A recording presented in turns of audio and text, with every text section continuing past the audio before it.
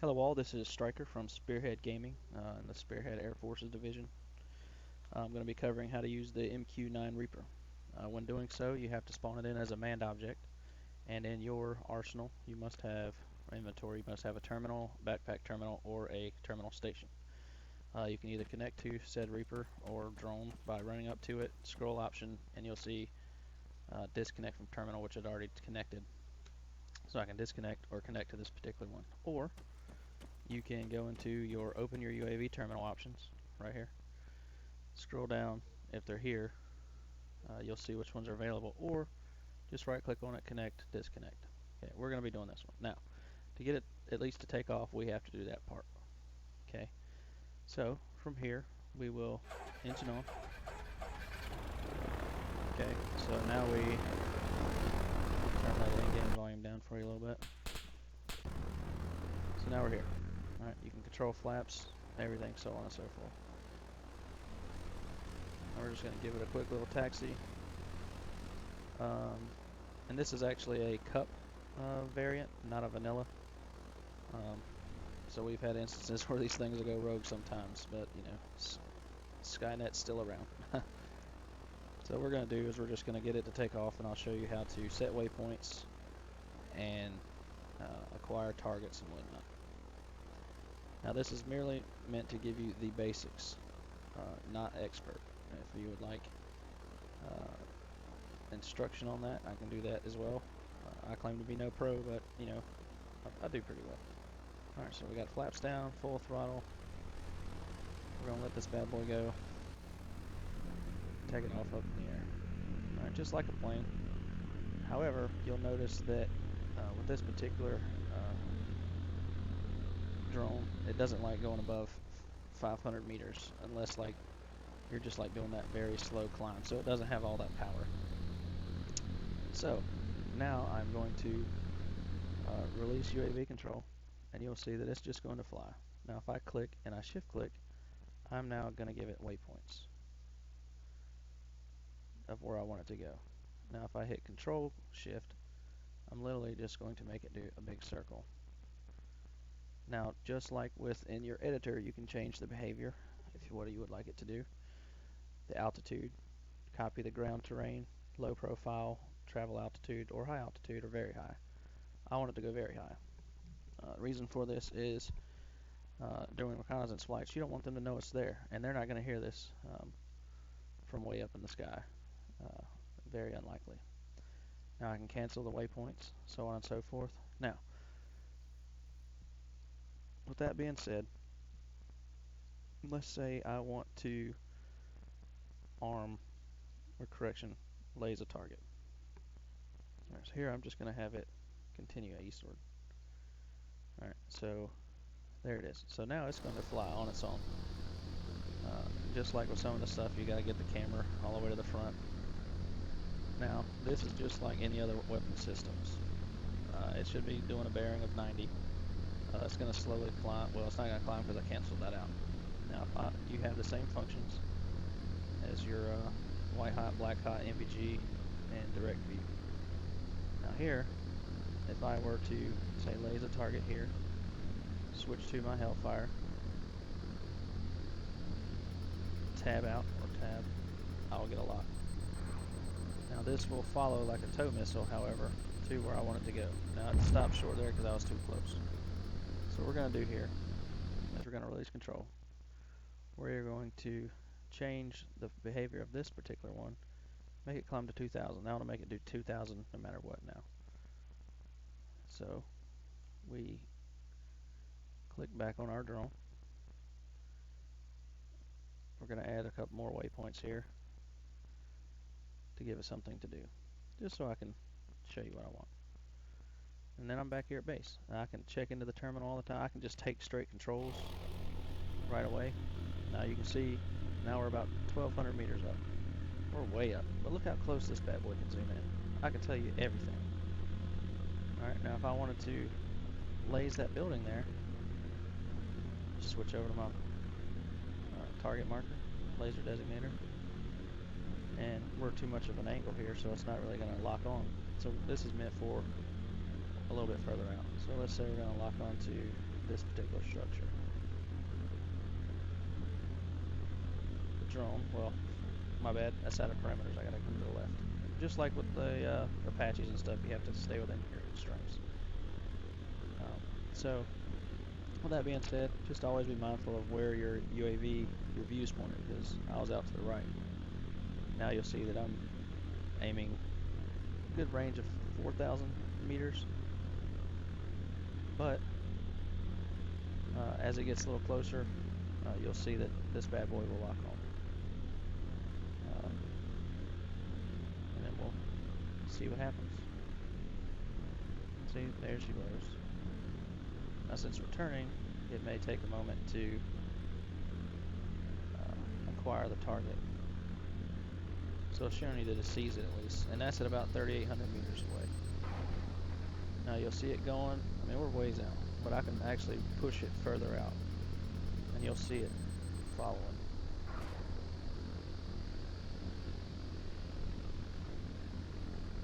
Okay, see there it is. See it's still going, boom. So it kind of treats itself like a tow missile at times. So that is the basics as far as acquiring a target, lasing it. Now the sole purpose of this Reaper is not to go right over an LZ, in a certain area and just start taking out targets below you. No.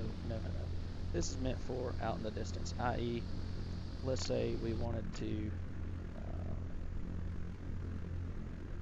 we'll just say we'll scan the area of, I don't like that little town, Dilshad. Alright, so what we're going to do is we're going to cancel all the waypoints. I'm sure there's a fast and easy way to do it, but this is just kind of how I go about doing it. Generally, because if you're in the UAV terminal, your tail shouldn't have to be worrying about anything. Alright, so we're going to make it circle this town, well this city, right? So what I want to do is that first one, I want it to get altitude, 2,000 meters. I also want its behavior to be hold fire, because I don't want it shooting anything if I'm not in it. Type, right now it's just going to, we can make it do just like waypoints in the editor. We can make it land, we can make it loiter, cycle, which means it's going to keep going in circles, and that's what we'll do. But right now it's just move. So there's where we're at. We're going to make this bad boy have a fairly decent sized orbit. Oh, and even this is, I don't want to say too close, but it's not so close that you have to worry. So here we are. Now you'll see that here I'm just in third person letting it do its thing, fly. We're at 2,000 meters. I mean we're high. Like out of camera you can't see the ground very well. But in camera, see exactly where we are. We're at 2,000 meters. We're slowly starting to orbit this air base, right? So just for my own orientation, I'm just going to cheat and use shift click for a second.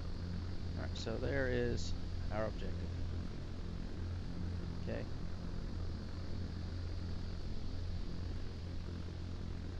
Off to, oh, my bad. It's about 10 clicks out. Well, it'll come back into view here in a second. So it's up there. I can't see it yet, but we will. I can turn up my view distance, but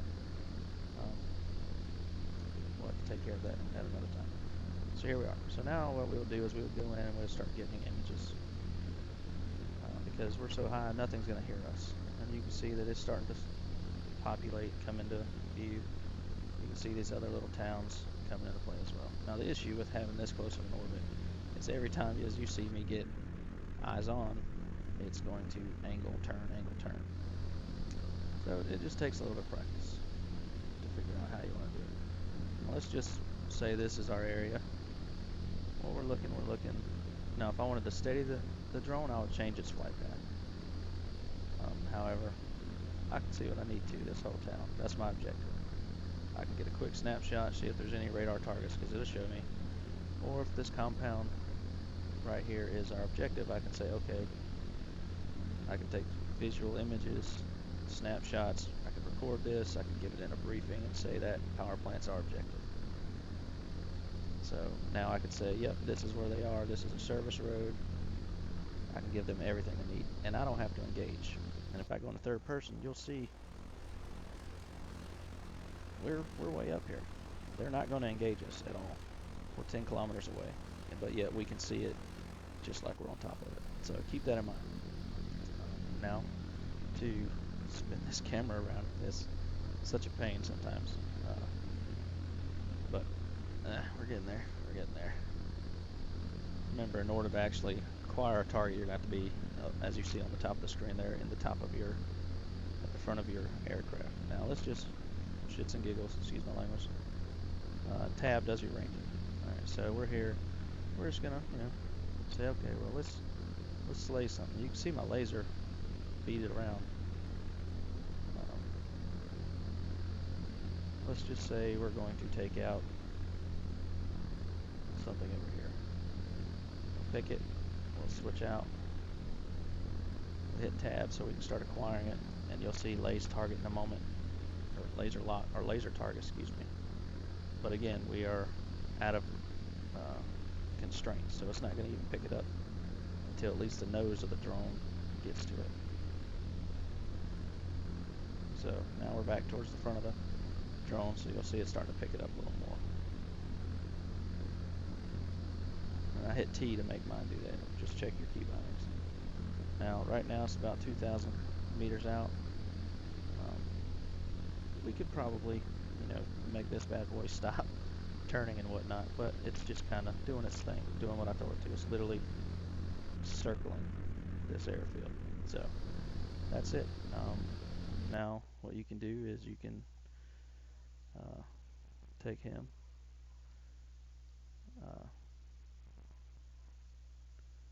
Now if you disconnect, alright, now we disconnected. Well, now we can reconnect, but you see what it's doing. It's not going to forget what you told it to do. You can see everything that you need to know about it. I don't want to allow lights, and if you turn the autonomous off, well, that if you ain't controlling it, it's going to sit there. So with that being said, this here, now we're going to take over the driver's seat. All right, get our bearings, come back to base. Now we're going to bring it around, and you can see that we're bringing it back home. Now that being said, landing autopilot, it's going to go to the closest runway. So whatever runway is closest to it, it's going to. So if I'd have been down here near the airport, Dilshad, it would have landed here. But I'm closer to here and oriented that way. So it's literally going to take itself up here, in theory.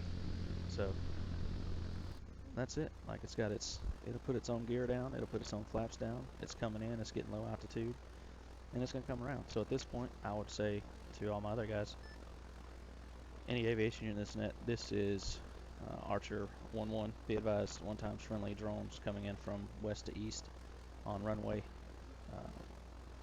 Hold short of taxiways. So now the guys are going to know, hey, chill out, drone's coming in. Could I speed it up? Absolutely, I could. But, we're lazy nowadays. We want technology to do the work for us. So that's it in a nutshell. If you have any questions, let me know, and we'll look into it further, and I can always go a little bit more in depth as to the particular controls of these UAVs, because a lot of communities don't really use them a lot, and they're very, very useful. Very useful. So, all right, well, we'll watch this bad boy land and call it good. Now, if it crashes, it's not my fault. It's the drone's fault. All right, put its gear down on its own.